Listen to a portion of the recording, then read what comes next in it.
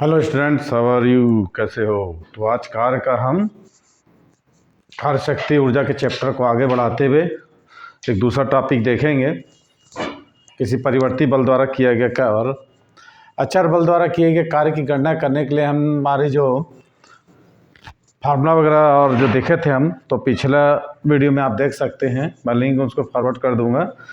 पिछले वीडियो में जाकर आप देख सकते हैं कि अचर बल द्वारा किए गए कार्य हम कैसे कैलकुलेट किए थे, कैसे उसको डिफाइन किए थे, कैसे उसको एक्सप्लेन किए थे, है ना। तो आज की वीडियो में हम देखेंगे परिवर्ती बल द्वारा किए गए कार्य। कार्य को मैंने डिफाइन करते हुआ था, कार्य का मात्रक भी देखे थे हम। कार्य का ऐसा ही पद्धति मात्रक जूल और सीजीएस पद्धति मात्रक कितना होता है, अर्ग होता है। और इनके बीच हमने रिलेशनशिप भी स्टेबलिश किया था कि 1 जूल 10⁷ अर्ग के इक्वल बराबर था। यह निरपेक्ष मात्रक था। तो कार्य के मात्रक 2 होते हैं। तो चलिए मात्रक देख लेते हैं, उसके बाद अचर बल द्वारा किए गए कार्य के हम देखेंगे, वेरिएबल परिवर्ती बल द्वारा किए गए कार्य की गणना करेंगे। ओके, तो कार्य का 2 प्रकार के मात्रक होते हैं, एक एब्सोल्यूट यूनिट, ठीक है, एक होता है ग्रेविटेशनल यूनिट।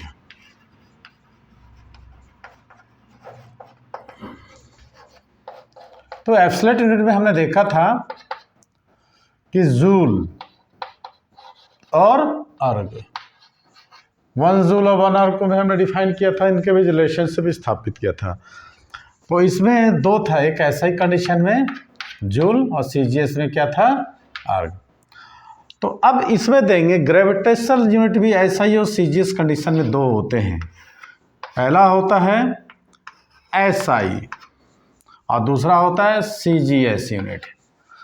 तो कार्य के मात्रक जो होते हैं 2 प्रकार के होते हैं, है ना। एक होता है एब्सोल्यूट यूनिट, निरपेक्ष मात्रक, दूसरा होता है ग्रेविटेशनल यूनिट, ठीक है ना, तो जिसको बोलते हैं गुरुत्वीय मात्रक। ओके, तो एब्सोल्यूट यूनिट को मैंने पिछली वीडियो में एक्सप्लेन किया था, आप वहां पर जाकर देख सकते हैं। अब ग्रेविटेशनल यूनिट का एसआई में क्या होता है, किलोग्राम भार, किलोग्राम वेट। क्या होता है, इसको बोलते हैं किलोग्राम वेट और इसको बोलते हैं हम ग्राम वेट, ठीक है। क्या बोलते हैं हम, किलोग्राम वेट और इसको बोलते हैं हम ग्राम वेट। तो टॉपिक थोड़ा मैंने चेंज कर दिया है, इसको सबसे पहले आप क्लियर कर लीजिए। शायद मैं नहीं बताया हूँ, किसी स्टूडेंट पूछा था सर आपने जो कार्य का ऐसे जो सीजीएस पद्धति में मात्रक बताया था लेकिन ग्रेविटेशनल यूनिट को आपने डिफाइन नहीं किया। तो उसको डिफाइन करने के बाद हम इस टॉपिक को क्लियर करेंगे, ठीक है। तो W इक्वल टू क्या होता है, F इंटू डी, क्लियर किए थे हमने। तो अब हम इसमें एसआई और सीजीएस पद्धति में दोनों को बारी बारी से समझाएंगे। वेट, किलोग्राम भार, किलोग्राम यूनिट वेट, ठीक। तो कार्य क्या होता है, बल गुणित विस्थापन। क्या होता है कार्य का, बल गुणित विस्थापन, ठीक है। तो जब हम क्या कर देंगे, ऐसा पद्धति में हम देखेंगे कि 1 किलोग्राम कितने भार के बराबर होता है, ठीक है। 1 किलोग्राम भार कितने के बराबर होता है। तो 1 किलोग्राम और मन फोर्स, मन 1 किलोग्राम, यदि कोई वस्तु 1 किलोग्राम की वस्तु को, यदि किसी 1 किलोग्राम की वस्तु पर हम कितना विस्थापित कितना कर रहे हैं, 1 मीटर विस्थापित कर रहे हैं, तो उस पर लगने वाला भार कितना होगा, 1 किलोग्राम वेट, ठीक है। यदि किसी वस्तु पर 1 किलोग्राम भार का बल लगाने से, है ना, चलिए इसको 1 किलोग्राम और डिस्प्लेस कितना हो रही है, 1 मीटर। यदि किसी वस्तु पर 1 किलोग्राम का भार लगाने पर वस्तु क्या हो रही है, 1 मीटर की ओर डिस्प्लेस हो जा रही है, तो उस पर कितना हो जाएगा भार, 1 किलोग्राम, है ना। उसका भार कितना होगा, 1 किलोग्राम। चलिए लिख लीजिए, यदि किसी वस्तु पर 1 किलोग्राम भार का वजन लगाया जाए तो वस्तु 1 मीटर विस्थापित हो जाती है। तो यदि किसी पिंड पर 1 किलोग्राम का भार लगाने पर वह बल की दिशा में 1 मीटर विस्थापित होती है, तो किया गया काम कितना होता है, 1 किलोग्राम मीटर, या 1 किलोग्राम मीटर बोल सकते हैं, किलोवेट बोलते हैं हम, ठीक है। सॉरी मैंने इसको मीटर लिख दिया।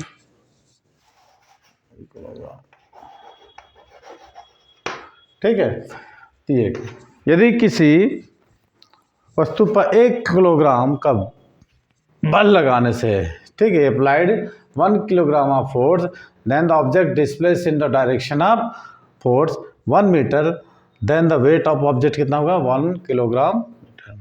ठीक है, ये हो गया एसआई में। सीजीएस में क्या हो जाएगा 1 ग्राम सेंटीमीटर, तो इसको लिखेंगे 1 ग्राम इंटू 1 सेंटीमीटर। यदि किसी ऑब्जेक्ट पर 1 ग्राम का वेट लगाने पर वह ऑब्जेक्ट बल की दिशा में या डायरेक्शन ऑफ फोर्स से बल की दिशा में 1 सेंटीमीटर क्या होती है डिस्प्लेस हो जाती है, तो लगाया गया भार कितना होता है 1 ग्राम सेंटीमीटर। तो ये हो गया सीजीएस एसआई, है ना। तो 1 ग्राम की जगह हम उसको एसआई और सीजीएस पद्धति में 9.8 भी बोल सकते हैं।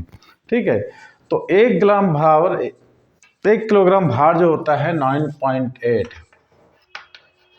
Newton into 1 metre. ठीक है, ये चीज़ आप देख लीजिए। यदि किसी वस्तु पर हम 1 किलोग्राम भार कितना होता है सच पेज में 9.8, और ये कितना होता है 980 इंटू 1, ये हो जाएगा 980, और ये कितना हो जाएगा 9.8।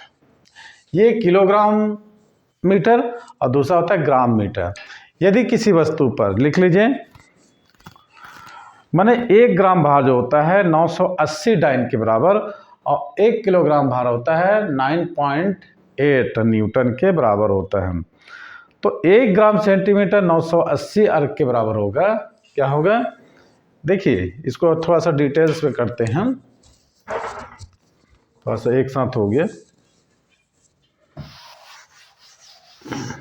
देखिए ऐसे पद्धति था 1 किलोग्राम मीटर, तो 1 किलोग्राम 9.8 न्यूटन इंटू 1 मीटर, तो 9.8 इंटू 1 इक्वल टू कितना न्यूटन इंटू मीटर। तो जब 9.8 न्यूटन इंटू मीटर क्या होता है जूल। तो 1 किलोग्राम मीटर 1 किलोग्राम वेट या 1 किलोग्राम मीटर ये 9.8 जूल। यदि इसी की जगह हम क्या कहें सीजीएस कंडीशन में लगते हैं, ठीक है, तो 1 ग्राम क्या होगा 1 ग्राम सेंटीमीटर, ये ग्राम सेंटीमीटर, ये हो जाएगा 1 ग्राम इंटू 1 सेंटीमीटर।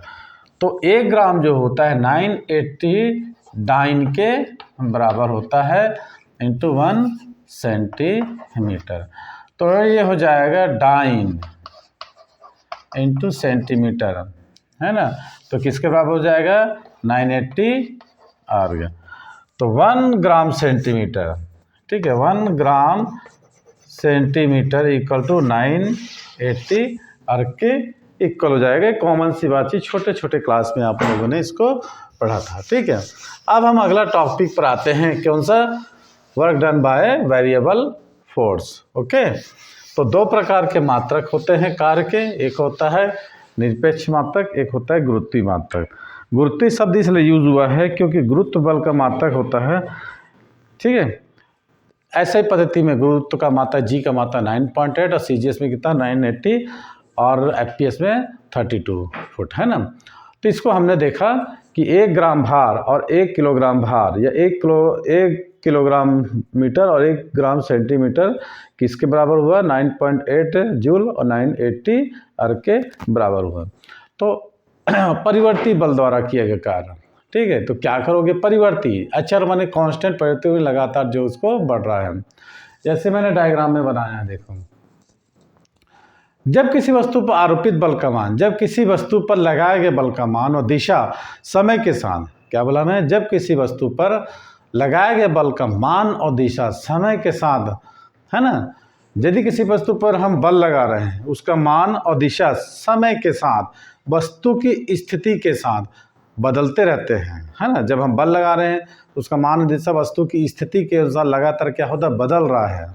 तो इस प्रकार के बल को हम क्या बोलते हैं परिवर्ती बल कहते हैं। एक बार और सुन लीजिए, जब किसी वस्तु पर लगाया गया बल का मान और दिशा, ठीक है, समय के साथ या वस्तु की स्थिति के साथ लगातार बदलते रहते हैं, तो इस प्रकार के हैं बल को हम क्या बोलते हैं? परिवर्ती बल। अब बोलेंगे कार्य शक्ति ऊर्जा में बल कहाँ से आ गया? तो work equal to force into displacement होता है ना। तो इसको हम इंग्लिश मीडियम वाले आप लोग कैसे लिखेंगे? Force is set to a variable force. A force is said to variable force if its magnitude or magnitude and direction both, its magnitude or magnitude of direction both change with time with position, change with time with position। क्या लिखेंगे last में? change with time with position। ठीक है, ये हुआ हमारा परिवर्ती बल का मान, जो कि समय और समय की स्थिति के अनुसार क्या कर रहा है? ये लगातार चेंज हो रहा है। तो इस प्रकार का जो बल होता है उसको हम क्या बोलते हैं? परिवर्ती। अच्छा, एक आध एग्जाम्पल देखिए। रॉकेट, पहला एग्जाम्पल हम देते हैं रॉकेट। ठीक है, जब रॉकेट को हम क्या करते हैं? अर्थ से लॉन्च करते हैं, तो गुरुत्वाकर्षण जो रॉकेट को पृथ्वी सतह से जब उठाएंगे, रॉकेट को पृथ्वी की सतह से उठाने में जो बल लगता है, उस बल का मान किसके बराबर होना चाहिए? आप बताइए। गुरुत्वाकर्षण का बल का मान है। माने किसी भी रॉकेट को जब हम लॉन्च करते हैं तो जो फोर्स अप्लाइड किया जाता है, उस बल का मान क्या होना चाहिए? गुरुत्वाकर्षण बल के बराबर होना चाहिए, और जो कि पृथ्वी से दूरी के वर्ग के क्या होता है? इनवर्सली प्रोपोर्शन है। अपन जो फार्मूला देखे थे ना, F=gm/r²। तो मैंने बोला किसी भी रॉकेट को पृथ्वी की सतह से उड़ाने के लिए जो बल लगता है, उस बल का मान गुरुत्वाकर्षण बल का मान होना चाहिए, जो कि पृथ्वी से दूरी के वर्ग के व्युत्क्रमानुपाती होता है। और जैसे जैसे पृथ्वी से रॉकेट की दूरी बढ़ती जाती है, डिस्टेंस दूर चला जाता है अर्थ से, तो यह मान क्या होता है? डिक्रीज होता है, घटता जाता है। अतः ये एक परिवर्ती बल है। क्लियर हुआ? क्या लिखोगे आप एग्जाम में कि जब रॉकेट को पृथ्वी की सतह से उठाने के लिए जो बल लगता है, उसका मान क्या होता है? ग्रेविटेशनल फोर्स है, गुरुत्वाकर्षण बल का मान होता है, जो कि पृथ्वी से दूरी के वर्ग के व्युत्क्रमानुपाती होता है। जैसे जैसे रॉकेट की पृथ्वी से दूरी बढ़ती, इसका मान कम होता जाता है, घटता जाता है। इस प्रकार यह परिवर्ती बल है। ठीक, अब देखिए एक बॉब, ये बॉब है। मान लो बॉब को हम लटकाते हैं, ठीक है, ये इसकी मीन पोजीशन है, माध्य स्थिति। माध्य स्थिति माने जब कोई बॉब, देखिए ये बॉब है, पेंडुलम, ये इसकी क्या है? Mean position. क्या है बोलते हैं इसको? माध्य स्थिति या मीन पोजीशन। ठीक, जब आप इसको माध्य स्थिति से डिस्प्लेस कर देते हो, तो ये इधर जाता है, ये आपके द्वारा लगाया गया बल के कारण ये इधर जाता है। बट रिस्टोरिंग फोर्स माने प्रत्यानयन बल, ये रिस्टोरिंग फोर्स जो होता है वो क्या करता है? एक्सट्रीम पोजीशन पढ़े होंगे, ये एक्सट्रीम पोजीशन है, जहाँ तक आपका बल होता है वहाँ तक जाता है, और फिर इसको रिस्टोरिंग फोर्स से माध्य स्थिति में ला जाता है। लेकिन जो आपके द्वारा लगाया गया बल है, applied force by you is greater than restoring force, ये मीन पोजीशन में रुकता नहीं है, बल्कि मीन पोजीशन के क्या होता है? दूसरी ओर चला जाता है, ये ऐसा। ठीक है, ये थोड़ा डायग्राम ऐसा। ठीक, फिर रिस्टोरिंग फोर्स इसको क्या होता है? मीन पोजीशन में लाता है। इस प्रकार ये जो बॉब है, पेंडुलम है, ये SHM सिंपल हार्मोनिक फोर्स करता है। ठीक है, तो सरल लोलक को माध्य स्थिति से विस्थापित करके छोड़ देने पर उस पर कार्य करने वाला जो प्रत्यानयन बल है, यह भी एक कौन सा है? परिवर्ती बल है। अब एक चीज देखिए, the restoring force acting on a block is directly proportional to the displacement, है ना। तो F is the direct proportional to x, F is the direct proportional to x। The restoring force is the acting on a block is directly proportional to displacement, है ना, होता है ना। क्या होता है? ये जो प्रत्यानयन बल है, ये उसके विस्थापन के अनुक्रमानुपाती होता है। Okay, the restoring force is different और डिफरेंट पोजीशन, अलग अलग स्थितियों में इसका मान अलग अलग होता है। रिस्टोरिंग फोर्स का हर जगह इसकी वैल्यू इक्वल कांस्टेंट नहीं होती है। स्प्रिंग में, then restoring force is variable. तो जो स्प्रिंग में रिस्टोरिंग फोर्स का मान इक्वल ना हो के हर स्थिति में क्या होती है, अलग अलग होती है। तो रिस्टोरिंग फोर्स क्या हो गया, एक परिवर्ती बल हो गया। ओके, आप लोग लिख रहे हैं उधर, restoring force is a variable force. कोई डाउट किसी को?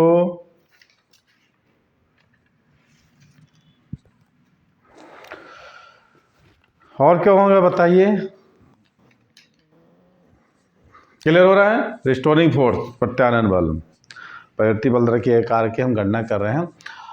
अब देखिए द फोर्स एक्टिंग, जो मैंने लिखाया भी ना उसको लिख लीजिए इंग्लिश में। The force acting on A Bob of simple pendulum when is displaced from its mean position is variable force.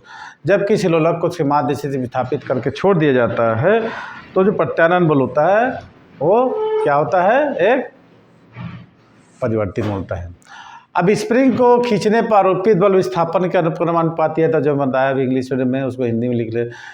Spring को खींचने में जो विस्थापन होता है वो लगाए गए बल का अनुपाती होता है। स्प्रिंग पर आरोपित बल एक परिवर्ती बल होता है। कोई डाउट? अब इसका मैथमेटिकल ट्रीटमेंट, इसका मैथमेटिकल ट्रीटमेंट हम देखेंगे। ओके, हेडिंग डाल लीजिए मैथमेटिकल ट्रीटमेंट।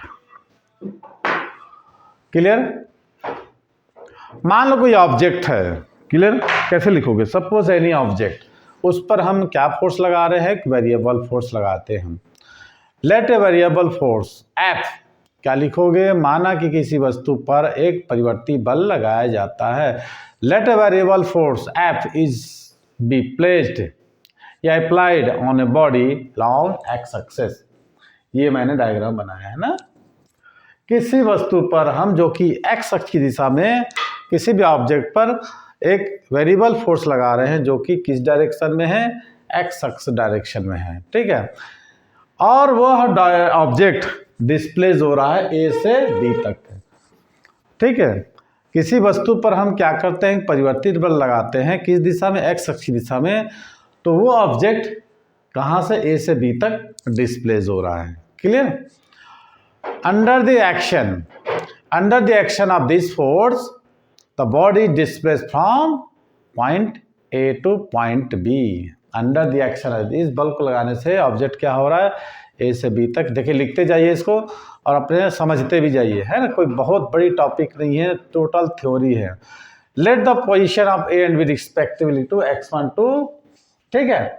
अब हम इसको कहाँ से, ए से बी तक को हम कहाँ से लिख करके हैं, x1 to x1। Okay, diagram बना लीजिए, टाइम दे रहे हैं आपको 2 मिनट में।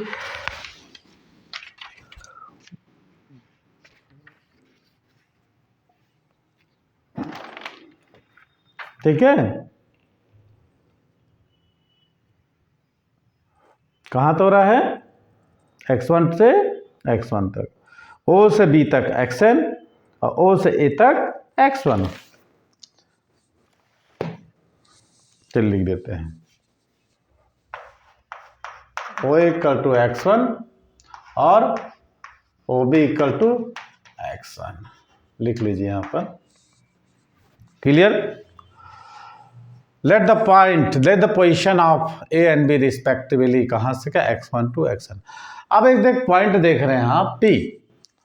माना कि सपोज, माना कि लेट, जो भी लिख सकते हैं, माना बिंदु P पर वस्तु पर एक बल कार्य करता है। माना कि बिंदु P पर, लेट द पॉइंट, माना बिंदु P पर वस्तु पर एक बल कार्य करता है और जिससे वस्तु में स्मॉल, माना कि कोई पॉइंट P पर या फिर एक सूक्ष्म अंतराल, मिनिमम इंटरवल ऑफ टाइम में एक स्मॉल इंटरवल, एक छोटा सा सूक्ष्म विस्थापन होता है P से Q तक।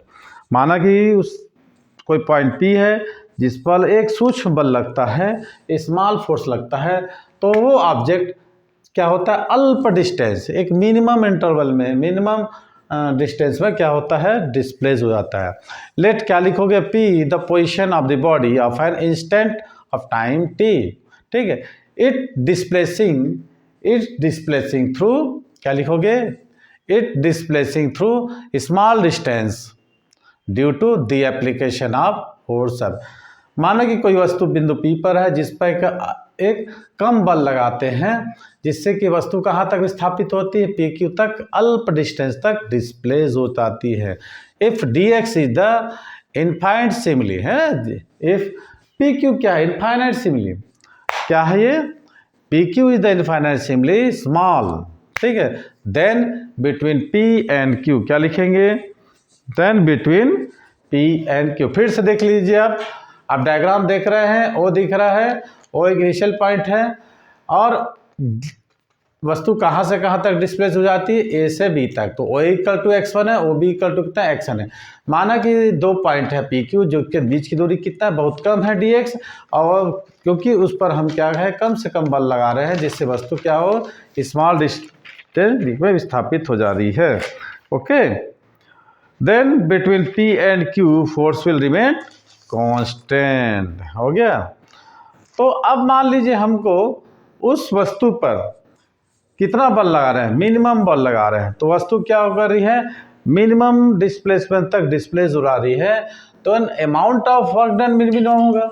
यहाँ पर हम वस्तु को बल लगा रहे हैं तो वस्तु अल्प दूरी dx तक विस्थापित हो रही है, हम बल कितना लगा रहे हैं, अल्प बल लगा रहे हैं, तो किया गया कार्य कितना हो जाएगा, डेल डब्ल्यू होगा, डेल डब्ल्यू बोल सकते हो, F इंटू डेल एक्स।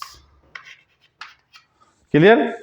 किसी वस्तु पर अल्प बल लगाकर वस्तु को अल्प दूरी तक विस्थापित करने में किया गया कार्य कितना हो जाएगा, del W equal to F into del X, या इसको ऐसा भी लिख सकते हो D W equal to F into D X, है ना।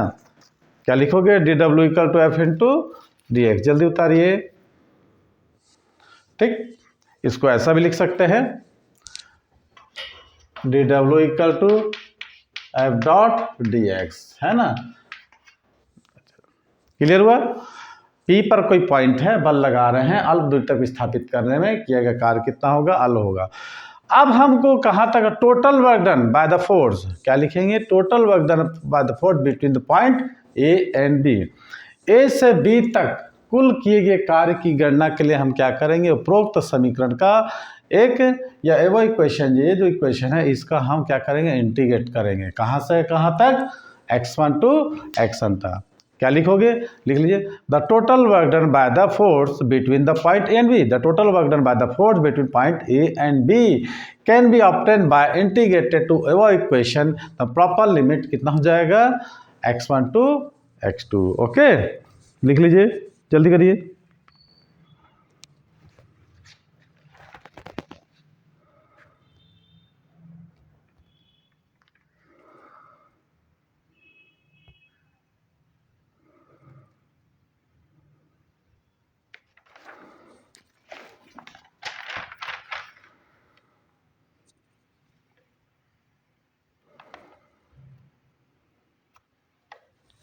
क्लियर, चलिए अब करिए, वो नहीं करते आप उससे, डी डब्ल्यू 0 टू डब्ल्यू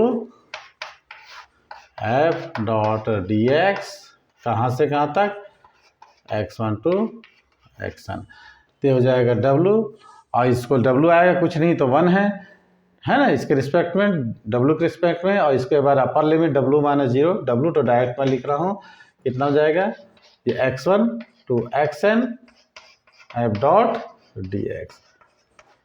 ये कहाँ से कहाँ तक, वस्तु को A से B तक विस्थापित करने में किया गया कार्य होगा। कोई डाउट एनी, देख लीजिए। अब इसका हम देखेंगे ग्राफिकल ट्रीटमेंट। ठीक है, ये हमने देखा कोई वस्तु x अक्ष पर है, उस पर हम बल लगा रहे हैं, तो वस्तु कितना दूर विस्थापित हो रही है, x दूरी तक विस्थापित हो रही है ना। तो x1 से xn तक की दूरी को कितना हो जाएगा, हम क्या करेंगे, एक छोटा बल लेते हैं PQ, स्मॉल डिस्टेंस है, उसमें हम किए कार्य की गणना के लिए उपरोक्त समीकरण का हम इंटीग्रेट करते हैं, तो इंटीग्रेट करने के बाद हमको क्या मिलता है, ये है। ठीक है, अब देखिए इसका ग्राफिकल मेथड देखिए, हेडिंग डाल दीजिए, डायग्राम बना लीजिए।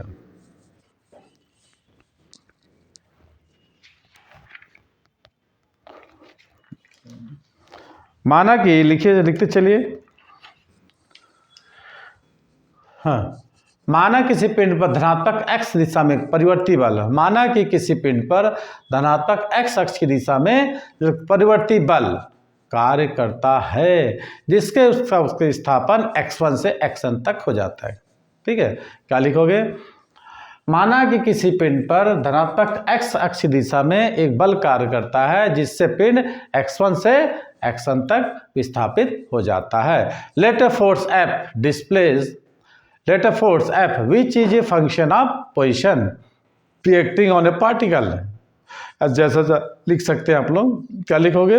Late a force F which is a function of position be acting on a particle along positive position x1 to position x1 to position xn. This is the known as force displacement graph.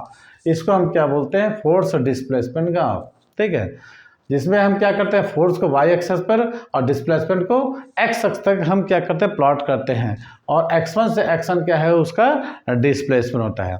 तो परिवर्ती बल द्वारा, एक बार English में लिख लीजिए, late a force F which is function of position be acting on a particle along positive x-axis. This force displaces the body from position x1 to position x2, है ना? This is known as force displacement graph, and force is taken y-axis and displacement is taken x-axis.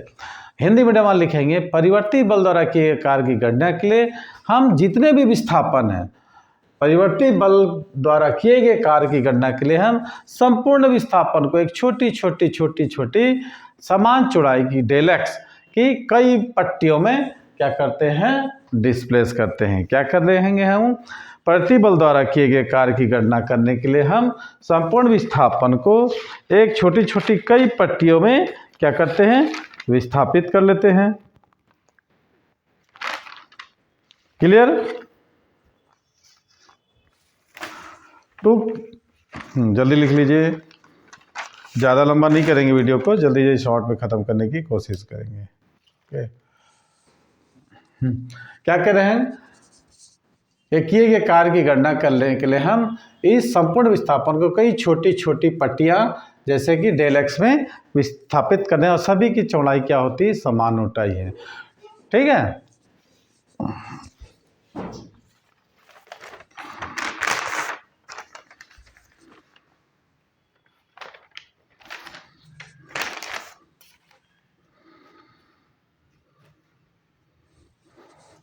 Good आउट ना। To calculate the work done, क्या लिखेंगे? To calculate the work done the वेरियल force the total displacement is divide into large number of small displacement of equal interval del x. ठीक है, to calculate the work done by variable force the total displacement is divide into a large number of small displacement of equal interval of del x. ठीक है, अब यदि देखिए, मैंने बहुत सारे छोटे पट्टियों में जिसकी समान चौड़ाई है हम विभाजित कर लेते हैं। अब यदि इंटरवल या अंतराल डेल एक्स अत्यंत सूक्ष्म है, ठीक है, यदि ये डेल एक्स ये जो इंटरवल है बहुत छोटा है, तो ये जो फोर्स है ये होगा कांस्टेंट। हम क्या करें कि संपूर्ण किए गए कार्य की गणना के लिए हम विस्थापन को कई छोटी पट्टियों में बांट लेते हैं। मान लो ये जो डिस्प्लेसमेंट बहुत कम है, अंतराल है, तो क्या हो जाएगा? फोर्स ये हो जाएगा कांस्टेंट। ठीक, इस चीज़ को नोट कर लेना कि यदि विस्थापन बहुत सूक्ष्म है, अत्यंत कम है, तो ये क्या होगा? फोर्स कांस्टेंट हो जाएगा। क्या हो जाएगा? फोर्स, ठीक है, कांस्टेंट हो जाएगा। If del x is infinitesimally small, अत्यंत कम है, सूक्ष्म है, if the force is infinitesimally small then the force may be treated constant for the small displacement X. Okay, अतः इस लिखे क्या लिखोगे? अतः पिंड को डेल एक्स दूरी तक विस्थापित करने में किया गया कार्य, अतः पिंड को डेल एक्स दूरी तक विस्थापित करने में किया गया कार्य कितना हो जाएगा? F into del x. ठीक है, इसको यहां से डिवाइड करते हैं। ये हम ग्राफिकल ट्रीटमेंट देते हैं ना। कांस्टेंट फोर्स हो जाएगा, तो विस्थापित करने में किया गया कार्य कितना हो जाएगा? The work done is displacing the body through small distance del x is del W equal to F dot del x. अब इससे क्या स्पष्ट हो रहा है?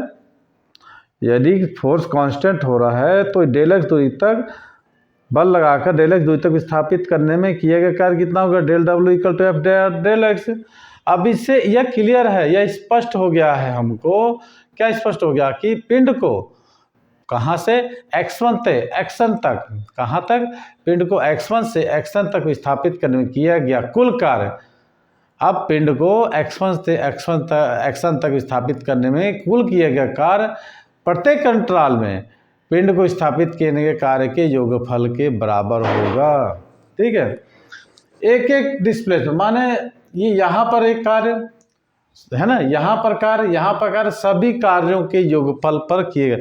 मैं देखिए पिंड को छोटे छोटे दूरी तक विस्थापित कर रहा है, प्रत्येक अंतराल में जो कार्य करना पड़ेगा और कुल किए गए कार्य के क्या होगा? बराबर होगा। क्या लिखेंगे? पिंड को x1 से इनिशियल से xn तक विस्थापित करने में किया गया कुल कार्य प्रत्येक इंटरवल में, प्रत्येक छोटे छोटे चार्ज में या प्रत्येक ताल में पिंड को विस्थापित करने में किए गए कार्य के योगफल के बराबर होगा। जैसे कि यहाँ से हमको सड़क बनानी है, कहाँ तक?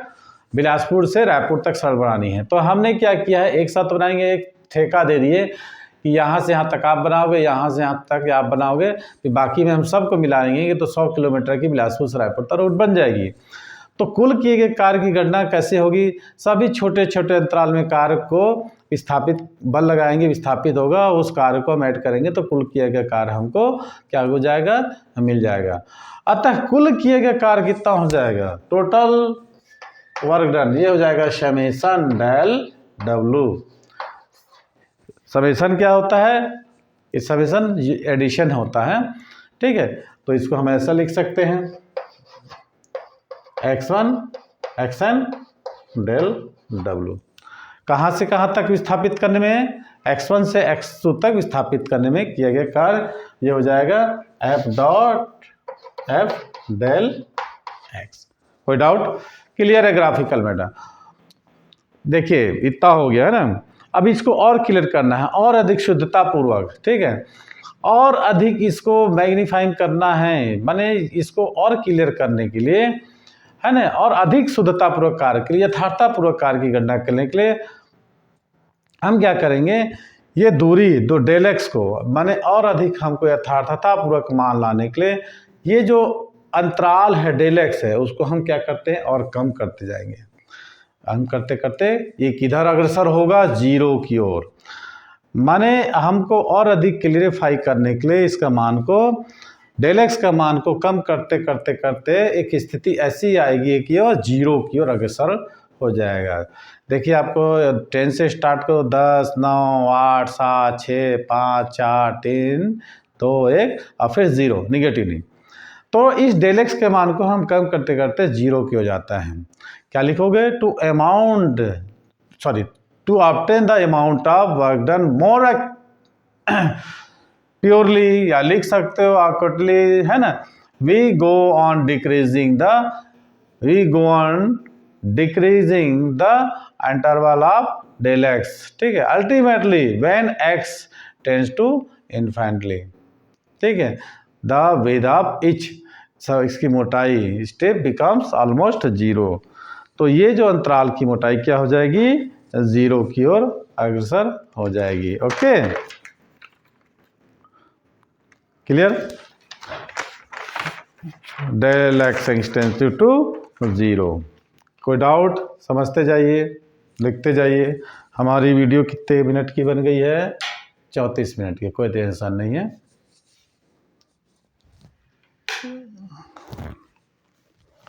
लाइट कम हो रहा है, अतः है ना, हम कम करते करते जाते हैं और प्रत्येक पट्टी की चौड़ाई क्या होती है? जीरो जाती है। ठीक, द विड्थ माने चौड़ाई, the width of each strip क्या हो जाएगा? Becomes almost zero. ठीक है, the width of each strip becomes almost zero. अब limit del X to zero. ठीक, में किया गया कुल कार्य, इस स्थिति में या del x x tends to 0 में किया गया कुल कार्य बल विस्थापन वक्र और एक्स अक्ष पर स्थित, एक्स अक्ष पर कौन सी स्थितियां हैं, x1 और xn के बीच घिरे हुए क्षेत्रफल के बराबर होगा। जब हम क्या करेंगे, विस्थापन को कम करते करते 0 तक चले जाएंगे तो प्रत्येक पट्टी की चौड़ाई कितनी हो जाएगी, 0 हो जाएगी, है ना। तब क्या होगा, del x x tends to 0 में किया गया कुल कार्य बल विस्थापन वक्र और एक्स अक्ष पर स्थिति x1 और xn के बीच जो घिरा हुआ क्षेत्रफल के बराबर हो जाएगा।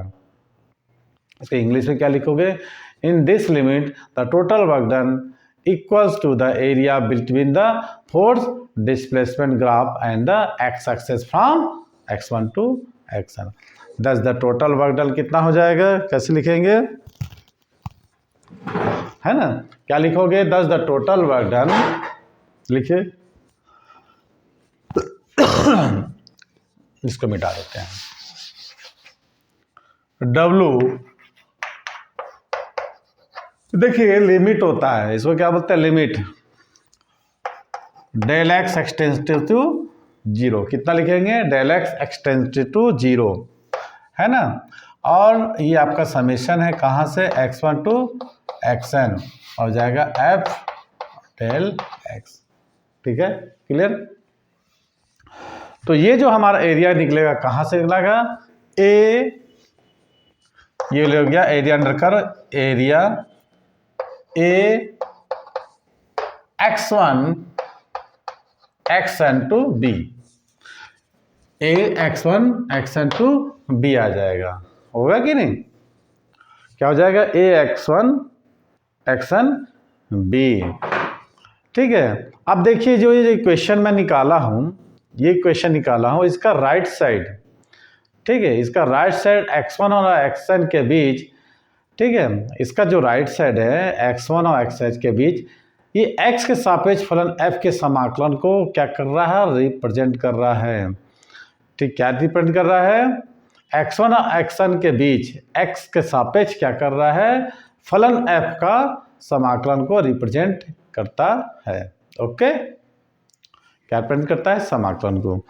तो इसको हम कैसे लिख सकते हैं, ये लिमिट, ये लोअर लिमिट, ये अपर लिमिट, ये दो राइट साइड है, ये क्या कर रहा है, समाकलन को x अक्ष के सापेक्ष फलन का f का समाकलन को रिप्रेजेंट करता है, तो इसको हम लिख सकते हैं f into D x, f into F dot D x, क्या लिखोगे, the right hand side of given equation, ये वो equation from interval x1 to xn represent the force F with related to x, okay, then the total work done हमारा क्या निकलेगा, W equal to जो हमारा given है, area under the curve कितना होगा, A x1 to xn, A x1 xn B, है ना। Thus लिखेंगे work done by variable force, thus the work done by the variable force is equal to the area enclosed between the force displacement curve and the x-axis between the given limits, okay। चलिए लिख लीजिए,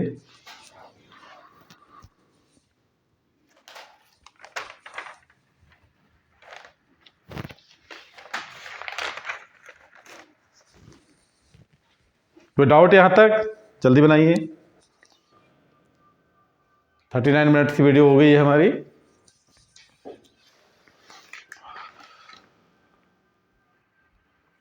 तो ये हमने देखते जाइए, sigma क्या है, एडिशन को रिप्रेजेंट कर रहा है।